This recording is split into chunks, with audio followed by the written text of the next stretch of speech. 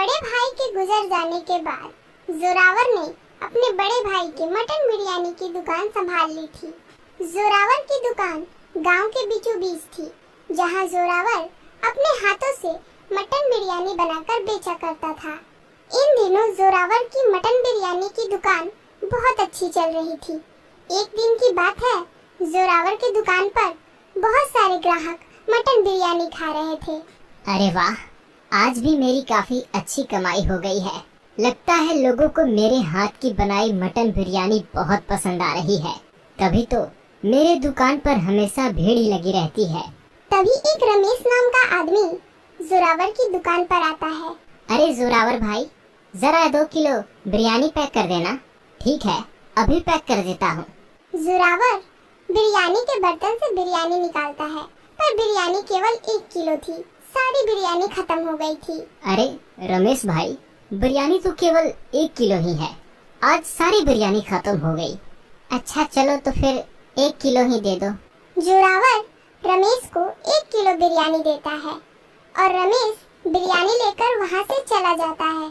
तभी जोरावर अपने दुकान में देखता है कि उसकी सारी मटन तो खत्म हो गई है। अरे ये दुकान की तो सारी मटन खत्म हो गई, अब मैं बिरयानी कैसे बनाऊंगा? चलो मैं जाकर चिन्नू भाई से मटन खरीद लाता हूँ। शाम होते ही जोरावर अपनी दुकान बंद करके गांव के पास ही एक मटन के व्यापारी चिन्नू भाई के पास जाता है। ये लीजिए चिन्नू भाई, 7,000 रुपए और मुझे 14 किलो मटन दे दीजिए। अरे जोरावर भाई, 14 किलो मटन का 7,000 नहीं 14,000 रुपए लगेंगे। लेकिन मैं तो हमेशा ही आपसे 7,000 रुपए में 14 किलो मटन ले जाता हूँ, फिर आज ये 14,000 रुपए कैसे? वो इसीलिए क्योंकि अब से मटन के दाम बढ़ गए हैं। मुझे खुद ही बहुत महंगी बकरियां मिली हैं। 14,000 में लेना है तो लो, वरना यहाँ से जाओ। अरे ये क्या, अचानक से मटन के दाम इतने बढ़ गए? अब मैं अपनी दुकान में मटन बिरयानी कैसे बेचूंगा? अरे तो जोरावर भाई, जब मटन के दाम बढ़ गए हैं तो तुम भी अपनी बिरयानी के दाम बढ़ा दो ना, इससे तुम्हें ही फायदा होगा। अच्छा चलो ठीक है, 7 किलो मटन दे दो। जोरावर 7 किलो मटन लेके अपने घर आता है। देखते ही देखते सुबह हो जाती है। सुबह होते ही जोरावर अपनी दुकान पर एक बोर्ड लगा देता है, जिस पर लिखा होता है 500 रुपए में 1 किलो बिरयानी। इस बोर्ड को देखकर जोरावर की दुकान से बहुत सारे ग्राहक लौट जाते हैं, जिससे जोरावर चिंतित हो जाता है। शाम तक जोरावर की दुकान में एक भी ग्राहक बिरयानी खाने नहीं आया। अरे ये क्या, आज तो मेरे दुकान पर एक भी ग्राहक बिरयानी खाने नहीं आया। अगर ऐसा ही चलता रहा तो मुझे बहुत बड़ा नुकसान हो जाएगा। तभी रमेश फिर से जोरावर की दुकान पर आता है और बोर्ड लगा देखकर वहाँ से जाने लगता है। तभी जोरावर उसे आवाज लगाता है। अरे क्या हुआ रमेश भाई, आज बिरयानी नहीं खाना क्या? अरे जोरावर भाई, आपने अपनी बिरयानी के दाम इतने ज्यादा बढ़ा दिए, ऐसे में आपकी दुकान से मैं कैसे बिरयानी खाऊं? अरे रमेश भाई, तो मटन के दाम बढ़ गए हैं तो मुझे भी बिरयानी के दाम बढ़ाने पड़े। अब मैं इसमें क्या कर सकता हूँ? मेरी क्या गलती है? ठीक है, लेकिन इतनी महंगी बिरयानी मैं कैसे खा सकता हूँ? रमेश भी महंगे दाम देखकर वहाँ से चला जाता है। देखते ही देखते 2 दिन गुजर जाते हैं और अब तक जोरावर की दुकान पर एक भी ग्राहक बिरयानी खाने नहीं आया था। जोरावर की सारी बिरयानी अब खराब होती जा रही थी और उसमें बदबू भी आने लगती है। अरे ये मेरे साथ क्या हो रहा है? एक वक्त था जब मेरे दुकान पर ग्राहकों की भीड़ लगी रहती थी और आज मेरे दुकान में बिरयानी पड़ी पड़ी सड़ रही है। चलो अब ये बिरयानी तो खाने लायक रही नहीं, मैं इसे बाहर ही फेंक आता हूँ। जोरावर दुखी मन से अपनी बिरयानी उठाकर एक सुनसान जगह पे फेंक देता है। तभी वहाँ बिरयानी को खाने बहुत सारे आवारा कुत्ते आ जाते हैं। अरे इतने सारे कुत्ते, बकरियों से ज्यादा तो इन कुत्तों की जनसंख्या हो गई है। क्यों ना इनकी जनसंख्या थोड़ी कम कर दी जाए। मटन बिरयानी बेचना अब तो मेरे बस की बात नहीं है। क्यों ना मैं कुत्ता बिरयानी बेचूं। बिरयानी में आधा कुत्ता और आधा मटन रहेगा, ऐसे भी लोगों को क्या ही पता चलेगा मटन है या कुत्ता। अपने मन में खुरापाती विचार लेकर जोरावर अब से गांव में कुत्ते पकड़ने लगता है और चिन्नू से किलो मटन ले आया और 5 किलो कुत्ता मिलाकर कुत्ता बिरयानी बनाने लगता है। फिर जोरावर ने अपने बिरयानी के दाम पहले जैसे कर दिए, जिसे देखकर फिर से ग्राहक उसकी दुकान पर आने लगे। तभी वहाँ फिर से रमेश आता है। ये आपने अच्छा किया जोरावर भाई, आपने अपने बिरयानी के दाम वापस से पहले जैसे कर दिए। काफी दिनों से आपकी बिरयानी नहीं खाई थी तो मेरा मन मचल रहा था। लाइए जल्दी से 1 प्लेट बिरयानी लगा दीजिए। तभी जोरावर रमेश को 1 प्लेट बिरयानी देता है, जिसमें सिर्फ 1 पीस मटन के थे, बाकी सारे पीस कुत्ते के थे। और रमेश बिरयानी खाने लगता है। तभी उसके हाथ में एक कुत्ते का पीस आता है। अरे जोरावर भाई, ये मटन के पीस का टेस्ट इतना अजीब क्यों लग रहा है?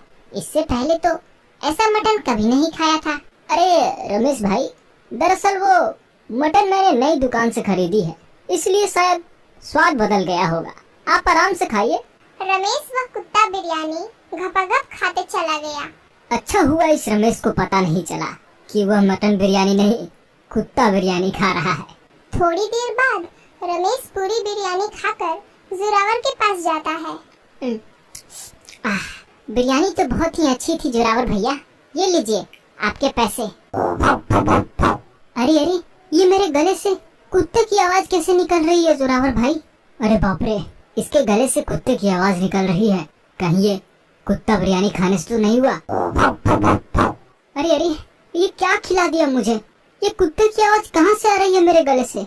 अरे रमेश भाई, मैंने तो आपको मटन बिरयानी खिलाई थी।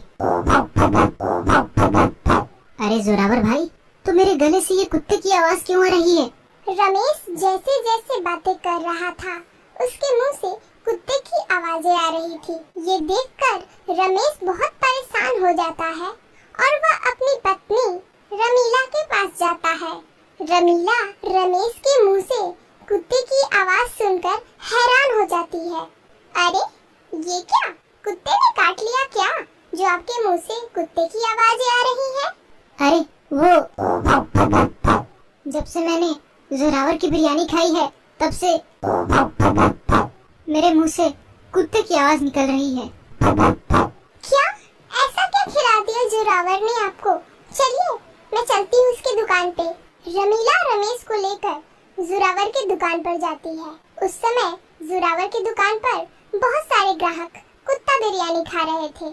अरे जोरावर भाई, मेरे पति को क्या खिला दिया आपने? रमीला की आवाज सुनकर दुकान पर बैठे सभी ग्राहक रमीला की तरफ देखने लगते हैं।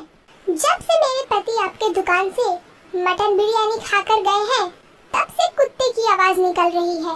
ऐसा लग रहा है जैसे आपने उन्हें कुत्ता बिरयानी खिला दिया हो। अरे बहन जी, ये आप क्या कह रही हैं?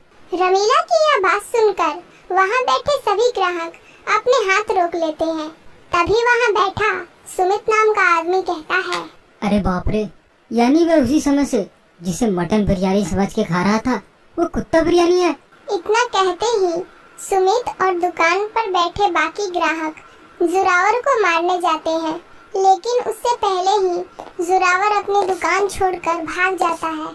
चलिए जी, ये जोरावर तो भाग गया, हम किसी डॉक्टर के पास चलते हैं, वो ही आपकी इस आवाज को ठीक कर सकता है। रमीला रमेश को लेकर डॉक्टर के पास जाती है। उस डॉक्टर के पास सुबह से एक भी पेशेंट नहीं आया था। अरे वाह, चलो कोई तो पेशेंट आया।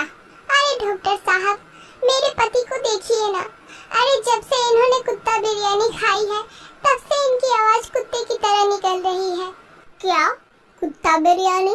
अरे भाई साहब, लोग मटन बिरयानी खाते हैं, चिकन बिरयानी खाते हैं, आपने कहाँ से कुत्ता बिरयानी खा ली? वैसे कैसी बनी थी कुत्ता बिरयानी? अरे रमीला, तुम मुझे ये कैसे डॉक्टर के पास ले आई? भाव भाव, मेरे इलाज करने के बजाय भाव भाव, ये तो मुझे स्वाद पूछ रहा है। अरे अरे, घबराइए मत, मैं अभी आपके गला काट देता हूँ। ना रहेगी गला और ना निकलेगी कुत्ते की आवाज। फिर रमेश डॉक्टर की बात सुनकर इतना डर जाता है कि उसकी आवाज सही हो जाती है। अरे ये कैसा डॉक्टर है, पागल है क्या? गला काट देगा तो फिर मैं जिंदा कैसे बचूंगा? रमीला, ये कैसे डॉक्टर के पास मुझे तुम ले आई? देखिए जी, अब आपके गला काटने की कोई जरूरत नहीं है, आपका आवाज ठीक हो गया। एक ही स्वर में सारी बातें बोल दी।